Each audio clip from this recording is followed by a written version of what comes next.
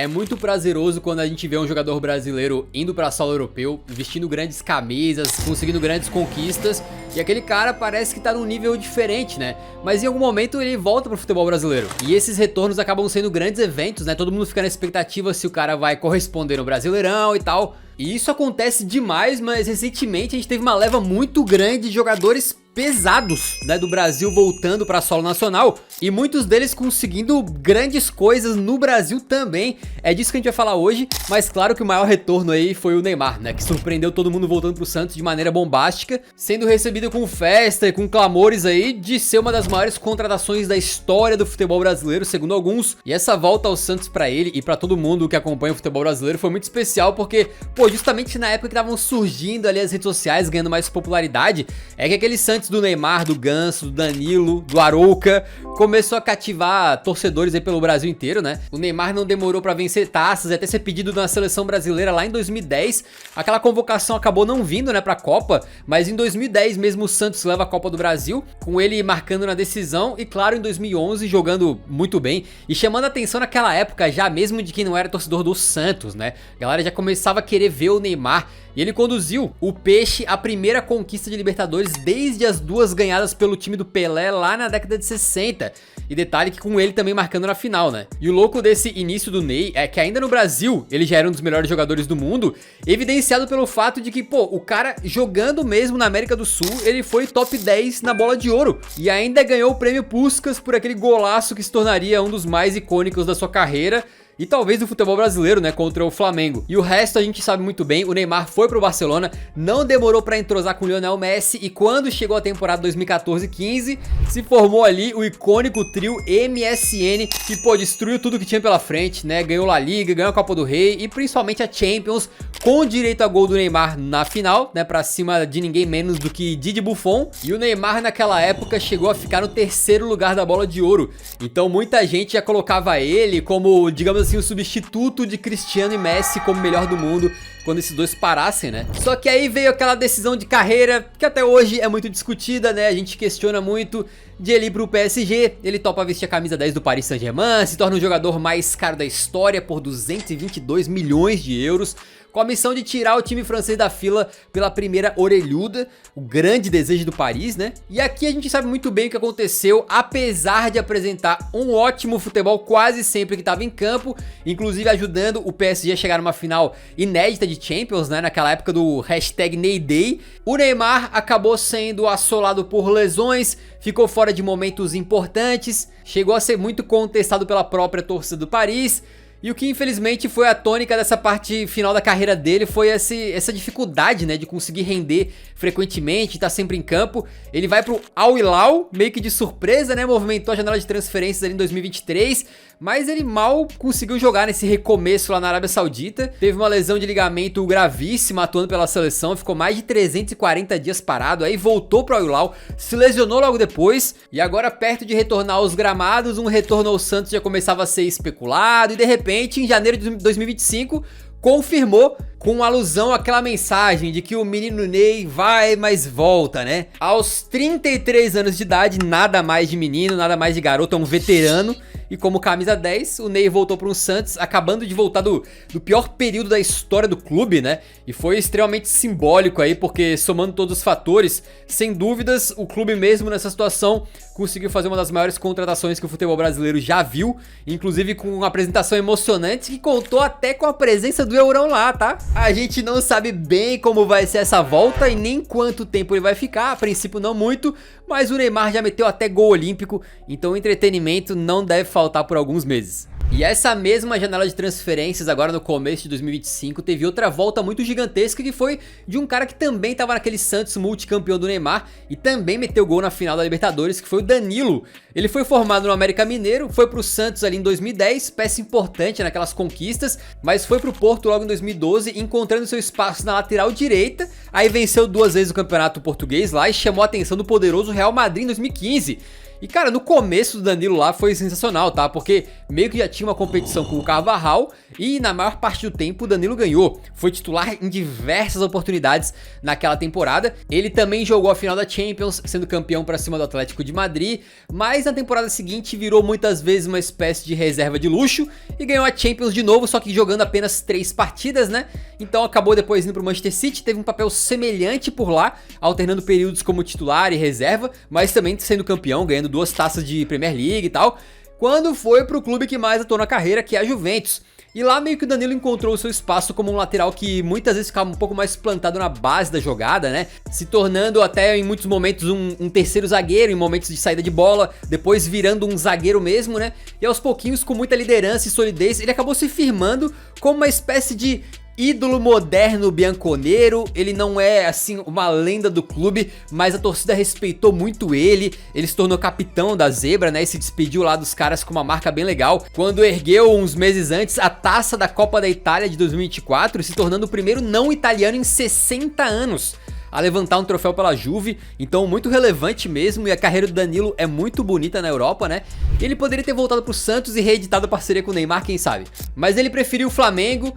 Parece que era sonho dele jogar lá, time de infância dele, da família e tal, e vem encantando nesse começo de temporada como zagueiro aí, trazendo solidez defensiva, e foi convocado novamente para a seleção brasileira, onde ele é o atual capitão. Então também veremos como é que vai se sair o Danilo aí, mas o começo é bem promissor. Outro zagueiro que chegou no Flamengo depois de uma carreira inteira na Europa e defendendo a seleção brasileira foi o nosso querido Davi Luiz. E se você não lembra da primeira passagem dele no Brasa, é porque ele saiu bem jovenzinho aí, depois de pouco tempo no Vitória. Aí ele vai pro Benfica, que foi o primeiro destino do cara na Europa, se desenvolveu ganhando espaço naquele ótimo time que também contava com Luizão, Aimar e Di Maria, né? Também contava com Ramires e Rubem Amorim, sim senhor. E pelos encarnados ganhou uma vez a Liga, ganhou 3 vezes a Taça da Liga. E aí que começa a relação dele com Londres, né? Porque em 2011 o Davi Luiz vai pro Chelsea e com a camisa dos Blues ele viveu alguns dos seus melhores momentos na Europa, né? Sendo peça importante do primeiro título de Champions da equipe, convertendo inclusive com maestria o seu pênalti nas alternadas lá diante do Manuel Neuer na final. E viveu também seu momento artilheiro quando na temporada seguinte teve mais de 10 participações diretas pra gol, incluindo essa patada do meio da rua que ele aprendeu a fazer muito bem, cobrava falta e tudo mais.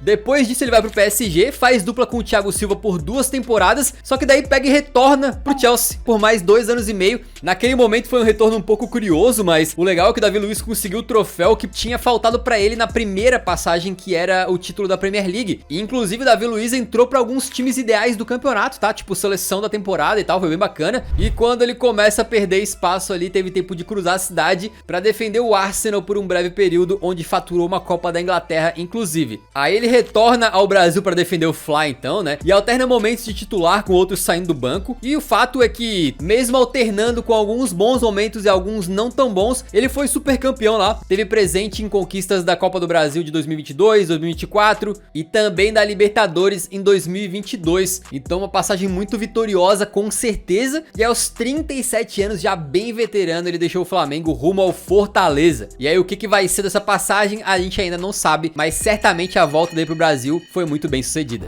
O Davi Luiz por muito tempo foi muito associado àquele famoso jogo contra a Alemanha, né? E outro cara que também tem alguns momentos ruins com a amarelinha e que ficou um pouco marcado por causa disso foi o Fernandinho. Ele surgiu pro mundo atuando pelo Atlético Paranaense e foi um dos responsáveis por levar aquela equipe a ser vice do Brasileirão pro Santos, tendo boa participação na campanha lá em 2004. Faz tempo, hein? Faz tempo. Aí depois ele também ajuda a equipe a chegar numa final de Libertadores, perdida pro São Paulo em 2005. Então foi um time do Atlético Paranaense bem marcante na história do clube, né? E ele vai pro Shakhtar ainda mesmo em 2005, sendo titularíssimo da equipe que empilhou 7 taças do campeonato ucraniano, sendo 6 delas de forma consecutiva. Aquele Shakhtar tinha muitos brasileiros, o Fernandinho era um dos destaques, tanto é que ele vai pro Manchester City, comprado em 2013, numa época ainda pré-Guardiola, mas o legal é que ele consegue fazer essa transição com excelência, né? Primeiro que ele chega e já ganha a Premier League logo de cara, e depois que o Pep Guardiola assume a equipe, o Fernandinho se tornou uma espécie de pilar daquele elenco, capitaneando o time inclusive o suficiente para acrescentar mais 4 Premier Leagues, aquela que ele tinha ganhado em 2014. Ele foi muito elogiado pelo Pep Guardiola, mesmo quando perdeu espaço devido à ascensão do Rodri, né? E quando saiu pro Atlético Paranaense em 2022, voltando, né? Ele saiu como uma lenda, tá? Ele vai ser lembrado com muito carinho pelos torcedores, só que assim como a sua carreira, essa volta marcante pro seu clube de coração teve altos e baixos. Ele foi titularíssimo do time treinado pelo Felipão e ajudou a levar o Atlético pra sua segunda final de Libertadores da história, essa curiosamente perdida pro Flamengo do Davi Luiz, né? Só que além desse vice, a história do Fernandinho também coincidiu com o péssimo 2024 do Atlético, que era o ano do centenário do clube, onde eles foram rebaixados pra segunda divisão, com o Fernandinho inclusive perdendo uma parte da campanha por lesão e tendo que, assim, voltar correndo pra tentar ajudar o time a se manter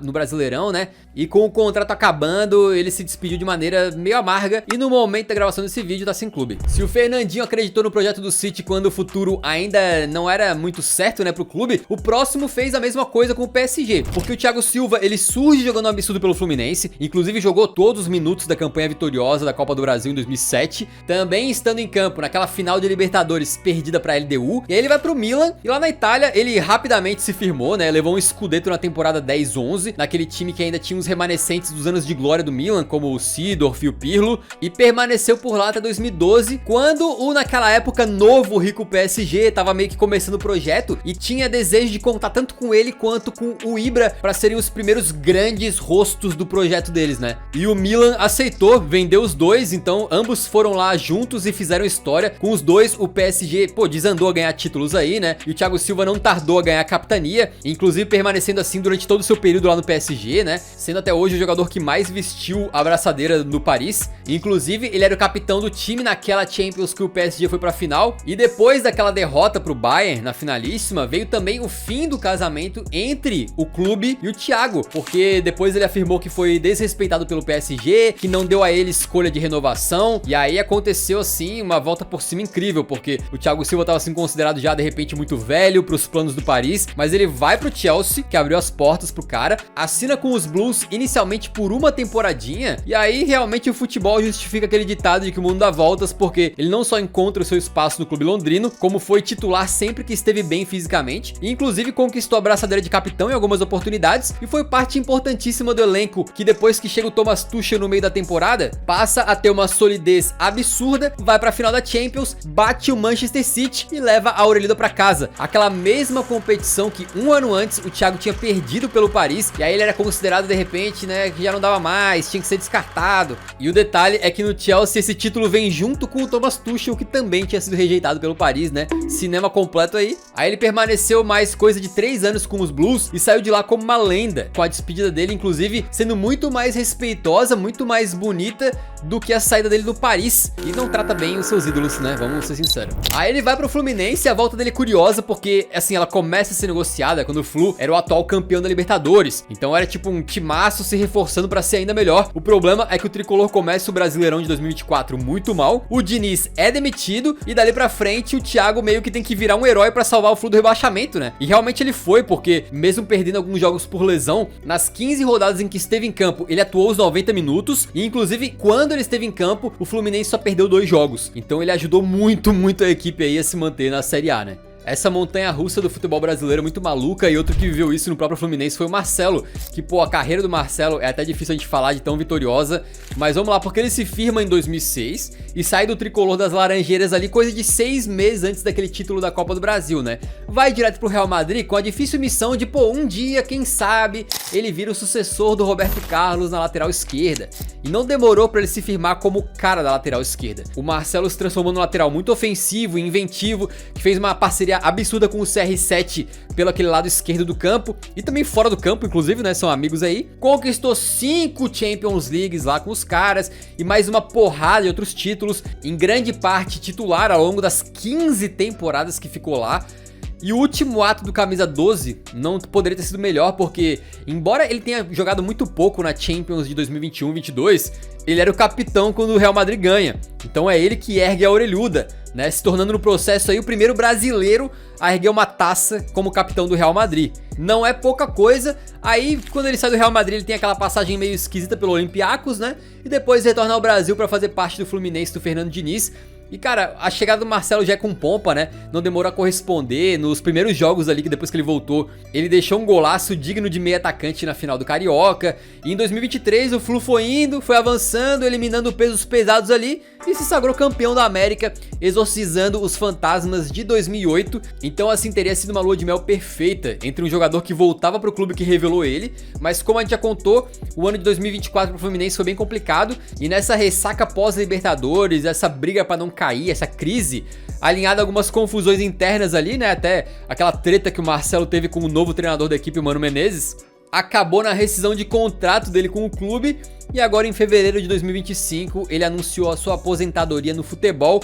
E por mais que a despedida dele não tenha sido dos sonhos, eu creio que vai ficar marcado não só pelo jogador lendário que se tornou, como no próprio Fluminense, um dos caras que ajudou o clube a ganhar sua primeira Libertadores da história, né? Acho que é isso aí que fica, essa tretinha no final vai acabar sendo um pouco esquecido na história. E é muito curioso que vários dos nomes aqui da lista ficaram marcados por jogar ou por não jogar, né? Naquela fatídica semifinal da Copa de 2014. E o próximo nome justamente é um dos destaques do Brasil naquele dia, o meia Oscar, né? Ele saiu bem novinho e de maneira polêmica do São Paulo para desfilar a classe pelo Inter, depois viveu ótimos momentos no Chelsea, tendo inclusive uma das melhores estreias como titular possível, né? Porque simplesmente no primeiro jogo dele começando a partida, ele dribla o Pirlo na entrada da área como se estivesse driblando um gurizinho e deixa um gol simplesmente fantástico na Champions League. Eu lembro bem quando saiu esse gol que tava todo mundo pirando, né, com o potencial do Oscar. E não era à toa, porque ele realmente teve um bom destaque. Ele ganhou algumas taças com o Chelsea lá, principalmente a Europa League e uma Premier League, né? Como um dos craques mesmo daquele time que tinha o Hazard e companhia. Mas o Oscar na Europa acabou virando um grande C, já que em 2016, quando ele tinha 25 anos, com muita lenha pra queimar ainda, inclusive numa temporada em que depois o Chelsea se consagra campeão da PL, e ele é considerado campeão, claro, mas na metade da temporada ele recebe uma oferta do que era um grande mercado do futebol naquela época, né? Um mercado que estava investindo muito, que era o mercado chinês. E ele não só vai pra lá, como vai pra ser um dos jogadores mais bem pagos do mundo no Shanghai SIPG, conquistando títulos por lá, mas, claro, bem longe dos holofotes, né? Acho que a maioria de nós não tinha muita ideia de como é que o Oscar tava, e sempre se especulava ali uma volta dele pro futebol brasileiro, inclusive algumas vezes com o Flamengo ele chegou a flertar, mas em 2025 ele volta para o São Paulo com status de craque, né? E já atuando muito bem, inclusive num clássico contra o Corinthians. Agora é ver o que vai dar a partir daqui. Falando em São Paulo e Corinthians, o próximo nome da lista é justamente o cria da base do Timão, o Marcelinho, mas não é o Carioca, é o Marcelinho Lucas Moura, né? Porque a história do Lucas começa na base do Corinthians, onde ele foi apelidado como Marcelinho por ter sido formado na escolinha do Marcelinho Carioca. E aí depois ele termina a base dele no São Paulo, se profissionaliza por lá e se destaca muito também, por exemplo, sendo fundamental na conquista da Sul-Americana de 2012, inclusive metendo gol na final, né? Uma final que curiosamente teve só o primeiro tempo. E aí quando ele vai pro Paris Saint-Germain, é como a maior transferência do futebol brasileiro na época. Tá, ele tinha potencial de craque, era comparado até ao Neymar em alguns momentos, né? Se discutia muito qual que era o limite pra ele, que tinha um potencial gigantesco, mas o Lucas nunca conseguiu deslanchar tanto. Ele teve uma carreira bonita na Europa, né? Inclusive, na França, ele levou a Ligue 1 em 5 oportunidades, mas virou reserva na sua última temporada e saiu em 2018 pro Tottenham. E pelos Spurs, eu posso falar bem, né? Porque o Lucas nunca teve uma temporada assim de extrema unanimidade, onde ele foi aclamado. Ele alternava períodos ali em que começava jogando e muitos outros em que era reserva, principalmente por causa da inconstância dele. O Lucas, em alguns momentos, fazia jogadas de craques, mas em outros jogos ele meio que dava uma sumida, né? Só que tudo valeu a pena, acho, pra ele lá em Londres, quando ele viveu o momento mais memorável da sua carreira, naquela semifinal de Champions League, onde o Tottenham estava sendo eliminado pro Ajax, e o Lucas, do nada, resolve fazer um hat-trick com o pé ruim diante do Ajax do Erik ten Hag, lá dentro da Johan Cruyff Arena. Tá, um caso que a gente já contou trocentas mil vezes aqui, um dos momentos mais incríveis da história do futebol europeu recente, né? O Lucas marcou seu nome pra sempre na história do Tottenham e da Champions League também. E em agosto de 2023 ele decidiu então encerrar sua trajetória na Europa e consolidou o retorno ao São Paulo, o clube que o havia revelado para o mundo. E aqui que a história fica redondinha, ela fica fechadinha, tipo um roteirozinho de filme mesmo assim, porque vocês lembram que um dos últimos atos dele com a camisa do São Paulo tinha sido levantar uma taça que o clube ainda não possuía, né, que era a Sul-Americana. E aí ele volta e consegue fazer isso de novo, porque jogando mais como meio atacante ali, com liberdade pra flutuar por diferentes áreas do campo, o Lucas chega a tempo da partida de volta da semifinal da Copa do Brasil, que era um clássico diante do Corinthians. Ele não tomou conhecimento do adversário, deixou um dos gols do 2 a 0 e ajudou a equipe a ir pra final para enfrentar o Flamengo. E na final, por mais que não tenha metido seu gol, ajudou muito a equipe a levar um título que até então era inédito pro São Paulo. Depois ele também vence a Supercopa e segue como um dos bons nomes do ataque tricolor aí aos 32 anos. Então assim, se ele quiser e tiver físico, pode certamente ficar mais uns bons anos e virar um baita ídolo tricolor, porque parece que ele tá querendo demais, né? E claro, quem também tá querendo demais é o Coutinho do Vasco. O Couto surgiu na base do clube, né? E quando ainda era muito jovenzinho, foi pra Inter de Milão. Lá acabou não tendo muitas chances e foi pro Espanhol por empréstimo. E tem muito jovem que acaba indo por empréstimo pra um lado e pro outro e desanda um pouquinho a carreira assim, né? Mas por Couto esse empréstimo foi perfeito, porque ele teve meia temporadinha onde o desempenho foi excelente. E logo depois aí o Liverpool cresce o olho pra cima dele. E lá pelos Reds o Coutinho simplesmente virou o pequeno mágico, tendo alguns dos melhores momentos da sua carreira e no auge sendo, acho que assim, todo mundo considerava ele um craque, né, quando ele tava no pico da sua carreira. Guardou alguns golaços icônicos, inclusive tinha a marca registrada do Coutinho, né, que era aquele chute de fora da área lá. Ele era um jogador muito querido pela torcida do Liverpool, até que ele foi pro Barcelona.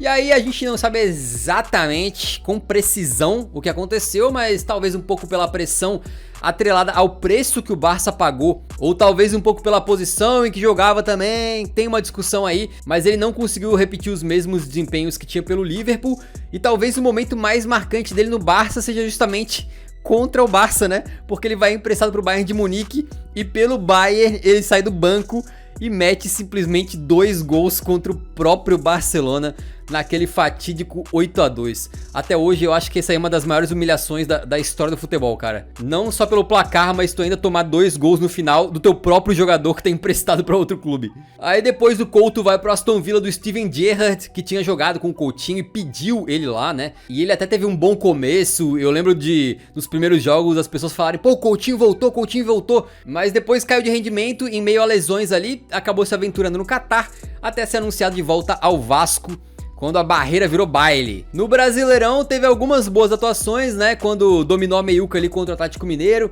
também meteu gol aí num clássico contra o Flamengo, e segue no Gigante da Colina. Em 2025 meteu alguns golzinhos no Carioca, mas certamente é um jogador que em seu momento de auge foi um dos melhores meias da Europa e que acabou voltando pro Brasil e nesse caso no seu time de coração. Outro que voltou pro Brasil jogando uma barbaridade é o Hulk. E a gente falou dele e de outros brasileiros que voltaram pro Brasil em outro vídeo aqui do canal. Então se você sentiu falta de alguém nessa lista de hoje, clica nesse vídeo que tá aparecendo na tela, que provavelmente a gente contou a história desse cara nessa parte 1 aí, tranquilo?